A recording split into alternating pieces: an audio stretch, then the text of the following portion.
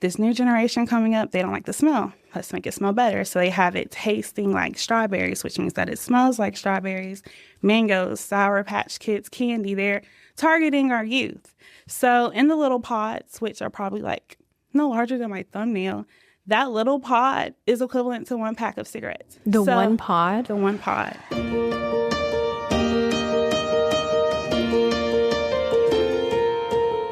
Welcome to the Voices United in Education podcast. Each week, we showcase the teachers, administrators, and community members who go the extra mile to contribute to the success of every student in Escambia County.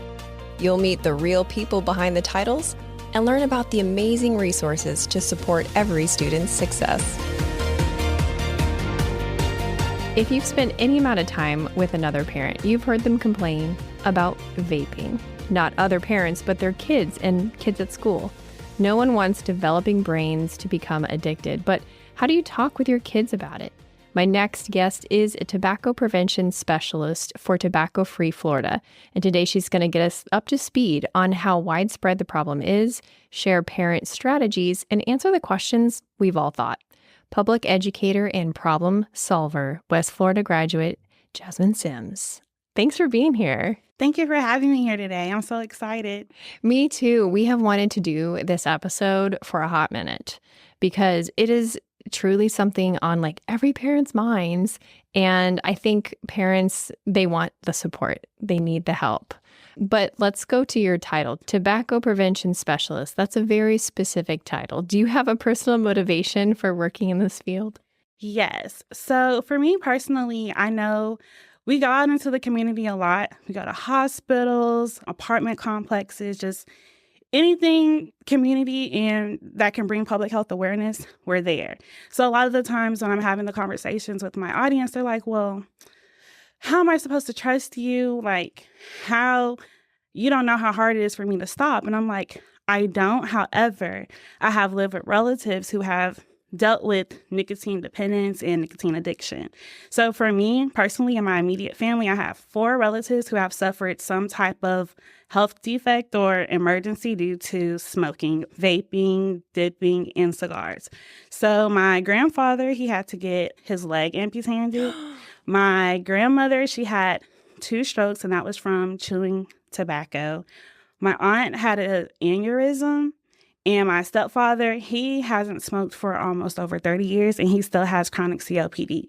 So for me, I still take it very personal because these are all people who have helped me get here today that I have seen big tobacco just tear them down. Luckily, all of them are here today, but not everybody has that happy ending. Like eventually down the line, yes, my grandmother did pass, but it was due to other complications. But after her strokes, she was able to come back home and be with us again. But when I go out and speak to people, there's even people like 18 and even high schoolers that have unfortunately succumbed to nicotine dependence because it's just so bad. Like they're even sneaking formaldehyde and fentanyl in there and all that stuff. So it's very sad that they're doing this and they're targeting our youth. But for me and my family, the rest of us vow that we will never touch cigarettes, and we're all in the public health field, whether it's physician's assistant, me, a public health worker, pharmacology, nursing, and we all have our hands in some form of, okay, let's fight against big tobacco and get this off the streets and help out our community so people don't have to go through the tragedies that we've had to go through. Wow, that's incredible. That is so incredible. Fighting big tobacco feels like,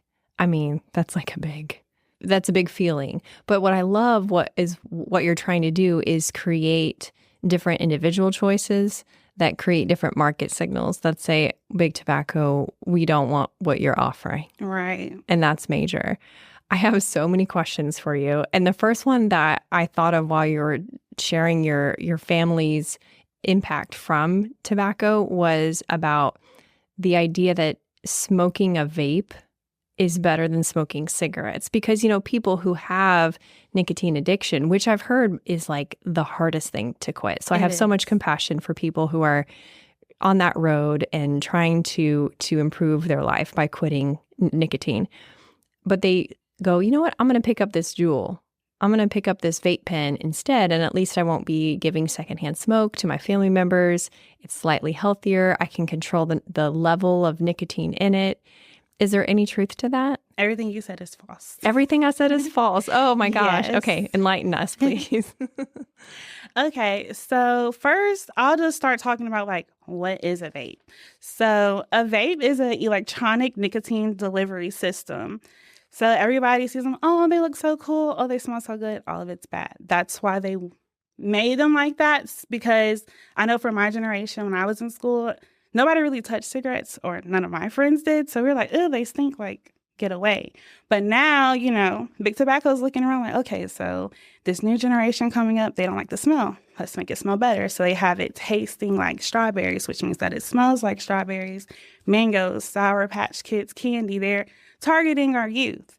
So in the little pods, which are probably like no larger than my thumbnail, that little pod is equivalent to 1 pack of cigarettes. One pod? The 1 pod. Okay, so am I understanding this correctly, that the part of the reason that it's not a good substitute is because the level that you're consuming is so much greater? Yes, because the pod contains nicotine salts, which is a higher concentrated level of nicotine. So think about it, pack of cigarettes. That's a lot. Like you can really, okay, I smoke 2 a day, 3 a day, this Well, a day. it's an equal measurement. Exactly. Like everybody, like when they talk about quitting, they're like, how many packs a day are you, man? Mm-hmm. And so if you say, oh, I'm 1 pack a day, oh, you're good. 2 packs, okay, that's tough. And it's like this universal measurement. But with vapes, you're saying that it's more concentrated, and does it vary product to product, brand to brand?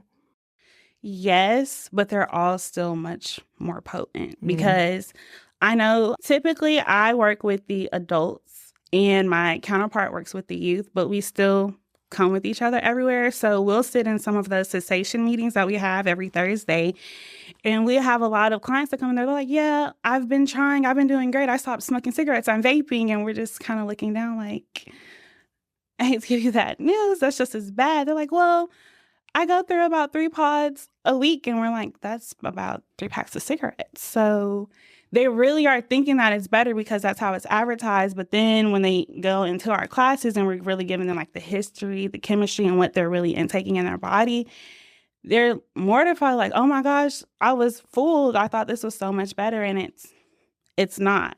We can talk about what's inside of a vape, and that right there you're going to be shocked. So we'll say that there's nearly 2,000 chemicals that are found in vapes, and the vast majority of them are unidentified. Wait, unidentified? Yes. So at least with the cigarette, there's more ingredients that you may know, but in vapes, there's 2,000 chemicals, and the vast majority are unidentified. Okay. This is a dumb question, but I'm going to ask it because here we are. Are vapes FDA approved? We'll talk about that as well. So they're approved. I feel like Jasmine has entered the chat. She is due to us realizing that Big Tobacco is really targeting the youth because those are our up-and-coming adults.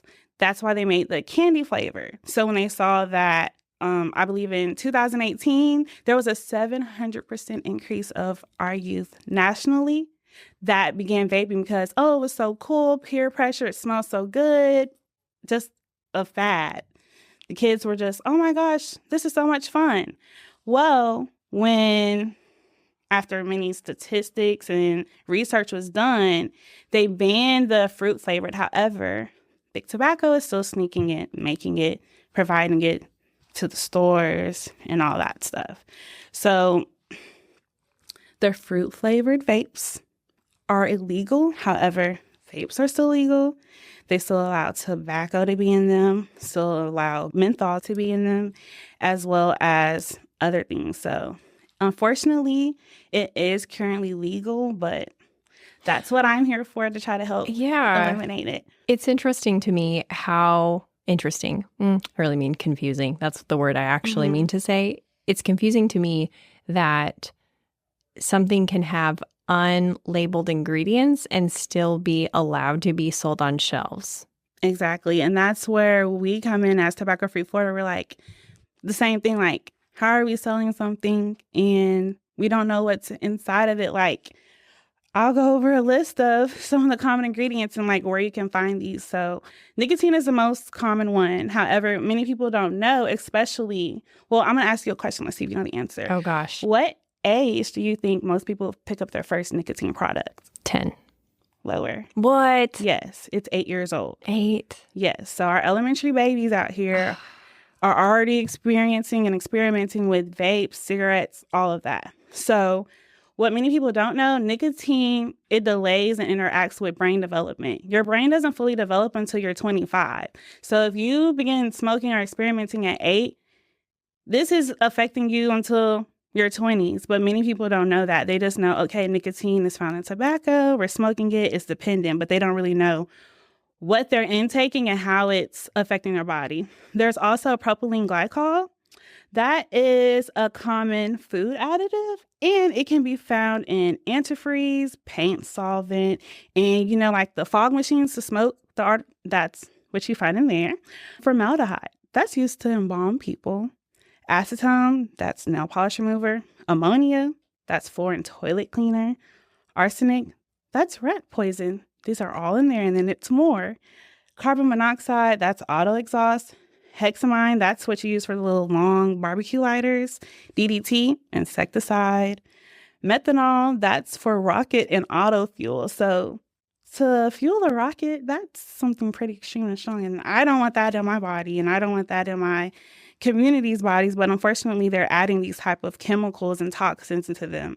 Titanium, that's for airplanes and missiles. So these are just, I probably listed about 12 chemicals, but there's thousands, or at least for sure hundreds, that I can't tell you the name of them. And it's just very saddening that they would even allow something like that to be on the market. But me and my team here and the rest of the team in Florida, that's our goal. We all have our own stories of why we're here. Like, I know we were talking about it in the office before I came here. Most people, like, everybody in their family probably has somebody who drinks or smokes cigarettes. You're probably like, oh, I just don't like to be around them because of the smell.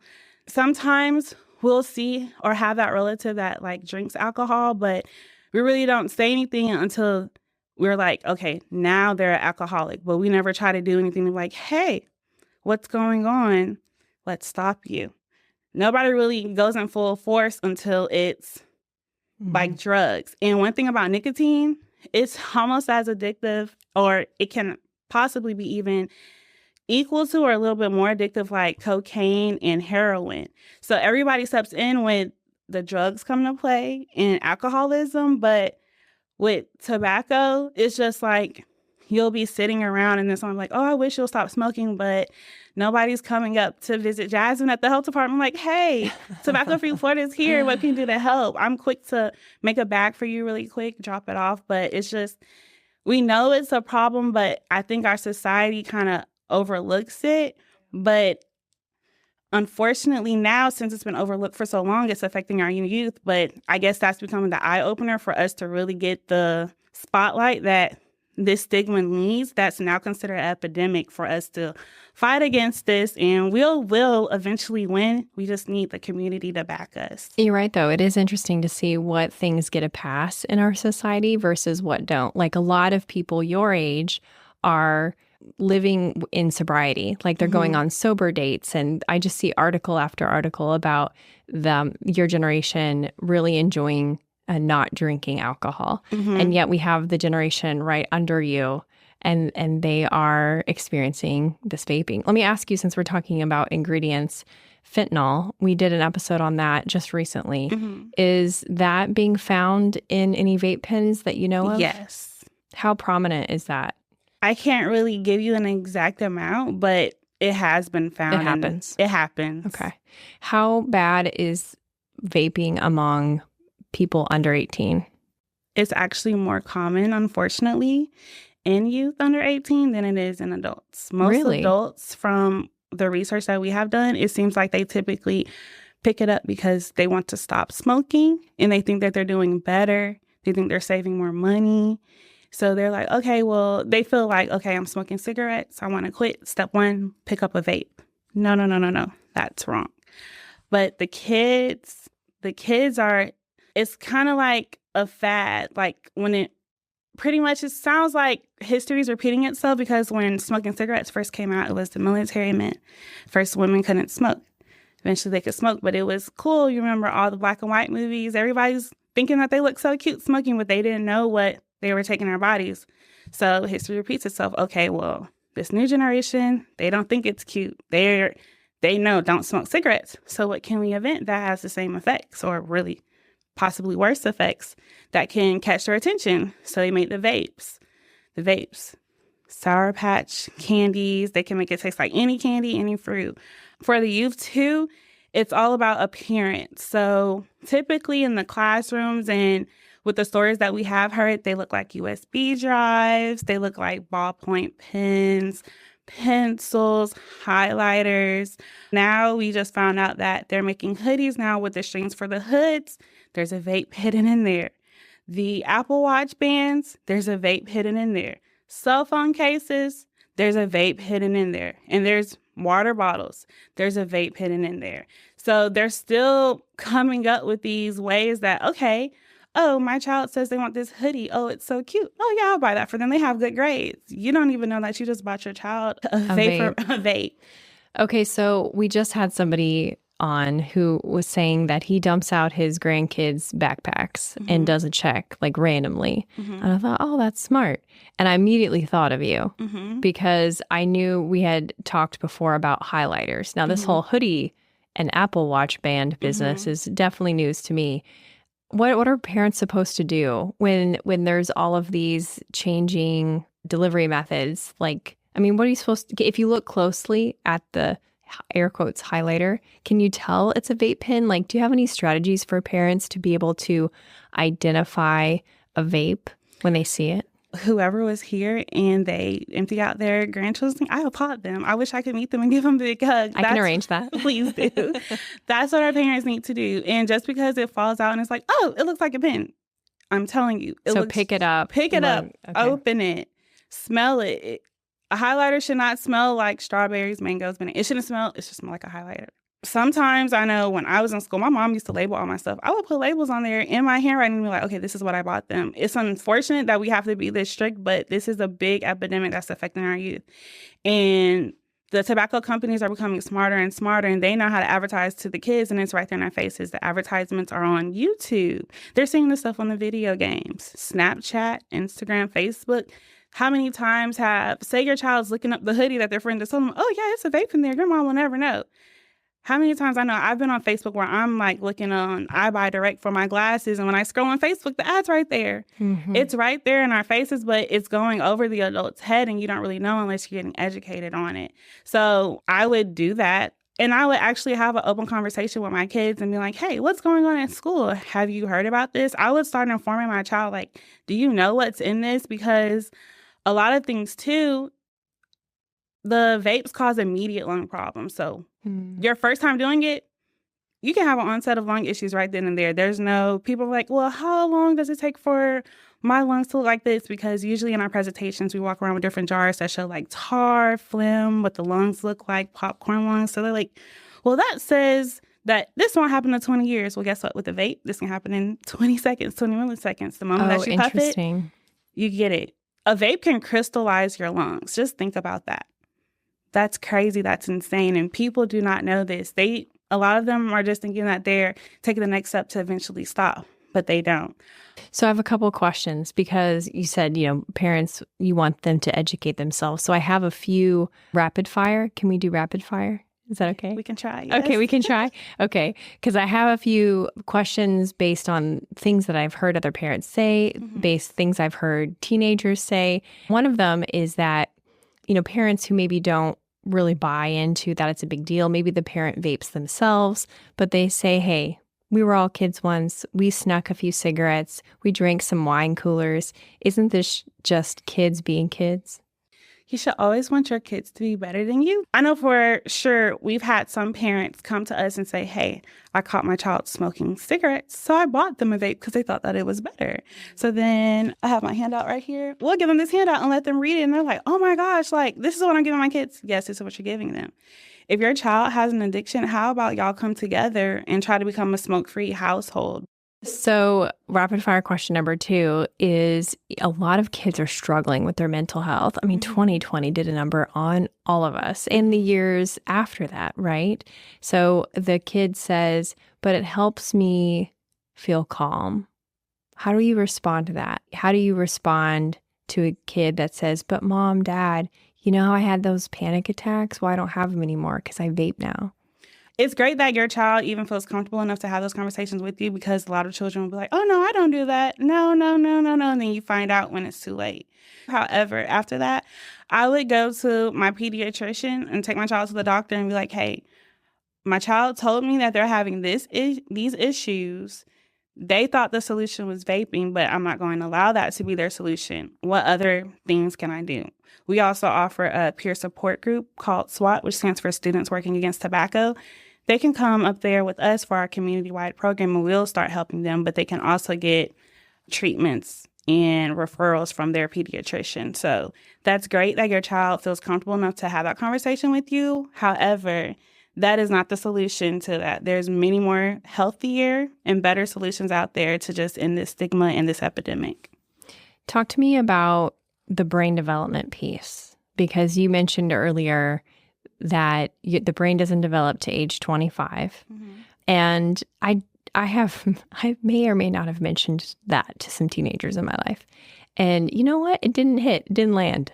They were like, I don't care. I was like, you're basically a drunk person. She didn't care. So how can we help young people understand what they're doing to their bodies? It doesn't appear that fear tactics work. What does work? I think you should actually bring them up to us, and we can show them the real deal. We have displays and everything. We have pig lungs that show a healthy lung versus an unhealthy lung. We have stories. We really are trying to... Tell me a story of something, tell me a story that a parent can easily repeat to their kid. Well, if you go to our website, we have several stories of different kids. We have a lot of... I know this probably will hit the boys really hard. We have a few students who wanted to try vaping. This boy on our page, he was a great athlete. He could have gotten signed to D1 school. He started vaping. He started getting the lung issues, shortness of breath, lost it all. Everybody's like, oh, yes, my child is going to be, they're going to get signed for football. They're going to get signed for basketball. Well, if you're sitting there letting your child smoke, they may not even be able to have the lung capacity to uphold these sports at a college level, yet alone if they're going to college, they're going to still have academics. Vaping can distract them from their academia. It can make them more aggressive. It can actually cause mental health issues, anxiety issues. So yes, a child may say, well, it helps me. It's really making it worse. There's another story on there where a young man, he actually had to get a lung removed. And he was, I believe, he was in his early 20s. And he started as an adolescent. So that right there, getting a lung removed and you've only lived probably like a quarter of your life, when I saw that, that was eye-opening. You know, the stomas, the holes in your neck. You don't want to walk around with that at a young age. Like, you're pretty much cutting your lifespan short right there just for what? A fad that's going on right now. And then by the time they have children, unfortunately, it may be something else out there. So if you go to our webpage at tobaccofreeflorida.com, we have a lot of stories, or you can have them come up to the health department to see us ladies up there. You can ask for me, Jasmine, the youth coordinator, Bria, or our supervisor Angel, and we have a lot of models that we can show them. We have handouts. We have all the resources you need. We do not mind pulling you to the side over there and doing a whole lunch and learn. We can go out to eat and talk about it, but the models are not good looking, so I don't think you want to eat with that, but we do not mind educating you. We do not care. There's been times we're sitting in the office and we're just like, oh, our phone's ringing. Oh, can you come up here? We found our child is vaping and we're going to do a meeting really quick in the community. Okay, we grab our bag and we're there. Let's go. There'll be days that our schedule's just empty. And I was like, I got 2 calls today about vaping. Come on, let's go. We do not mind dropping what we're doing. That's what we're here for. That's why all of us who work there and all of us who are in this field, this is our passion.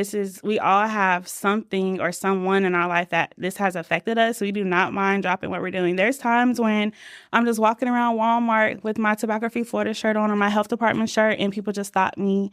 We've been doing partnerships with barbershops and, like I said, the apartment complexes. There's times where we go to the barbershop just to drop off stuff, and somebody's like, oh my gosh, I'm trying to stop smoking. Like, if you want to talk about it, we're ready to talk.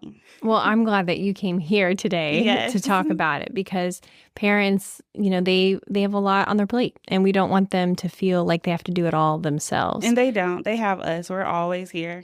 Was there anything else you want to add before we wrap today? If you find that your child is smoking, vaping is not a safer alternative. Instead, we can help you and your youth quit for good. There is no safe level of tobacco usage. I will also say that you can go to your pediatrician office. You can go to cdc.gov. You can visit us at tobaccofreeflorida.com, or you can visit us at the health department. Like I said, you can ask for me at any time. My email is jasmine.simms@floridahealth.gov, or you can call me at 850-316-2758. We're also recruiting for Kids for Our Youth organization that I mentioned earlier, SWAT.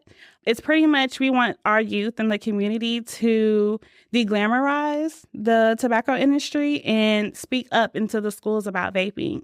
Also, we're allowed to speak to middle and high schoolers. So if there's an administrator that's listening right now that would like for us to make an actual chapter on your campus, please feel free to reach out to our SWAT coordinator, Bria Bass. Her email is bria.bass@floridahealth.gov, and her number is 850-316-2771.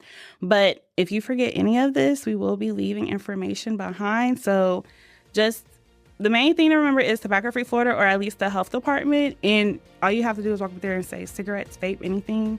They will know who to find. It's like the bat signal. Pretty much. Thank you, Jasmine. I appreciate you. Thank you for having me here today. Thanks for listening. Be sure to subscribe and share. Voices United in Education is a production of Escambia County Public Schools.